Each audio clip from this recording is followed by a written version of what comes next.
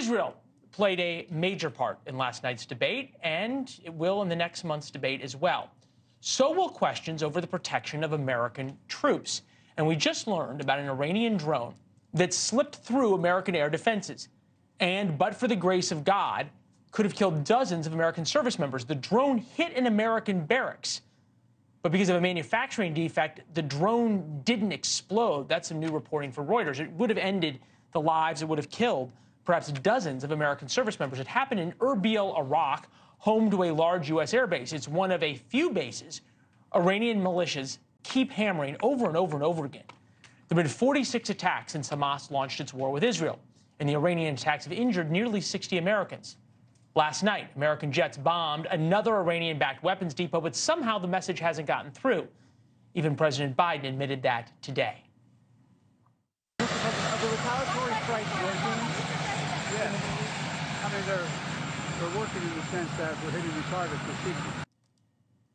They're working in the sense that we're hitting the targets. That's what GPS bombs do. Hamas and Israel's strategies in this war are very clear.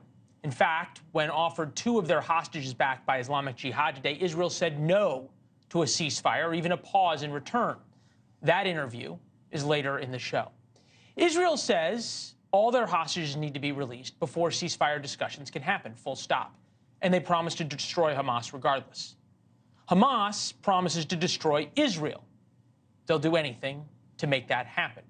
President Biden's strategy is a series of competing ideas involving domestic political considerations, a foreign policy team that doesn't want to admit their policy failed on Iran, and a political team that doesn't want to try and focus attention on the commander-in-chief's age during a full-blown crisis. It's complicated. Moral clarity leads to strategic paralysis. Strategic paralysis leads to loss of control. Here now, author of the book Total Empire, former acting Undersecretary of Defense for Policy in the Trump administration, Brigadier General Anthony Tata. General, it's good to see you, sir. Thank you. Are we nearing the point of losing control here? Or the Biden administration losing control of the Middle East? Hey, Leland, great to be with you. We've been skidding on ice for almost 3 years right now. What we've got is we're reacting to everything. We've reacted to bad intel in Afghanistan. We've reacted to bad intel in Ukraine vis-a-vis Russia.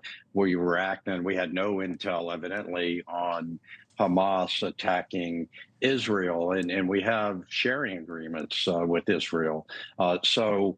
The lack of proactive management of intelligence and engagement in the region has led to this reactionary foreign policy. So yes, as the answer to your question, we are heading in a very bad direction here because we didn't do the deterrence up front. We've cozied up to Iran, who is the #1 bad actor in the region, fueling and supplying all of these Shia militia groups like Hezbollah, Hamas, the Houthi rebels, and the Iraqi Shia militia groups, all of whom are responsible for carrying out these 46+ attacks since October 7th. Now, they've been going on well before then. We just didn't talk about them much. So there's, for whatever reason, let me get you to what President Biden said, right? He said that the attacks are working in the sense that we're hitting the targets, which GPS bombs do a pretty good job of. We saw the pictures of the